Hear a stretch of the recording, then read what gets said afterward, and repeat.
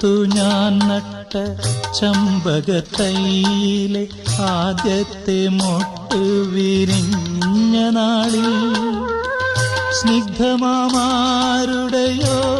മുടിച്ചാർത്തിലൻ മുഗ്ധസങ്കൽപ്പം തലോടി നിൽക്കേ ഏതോ പുരാതന പ്രേമകഥയിലെ ഗീതികളെന്നിൽ ചിറകടിക്കേ ഗീതികളെന്നിൽ ചിറകടിക്കേ ഒരു മാത്ര വെറുതെ നനച്ചുപോയി.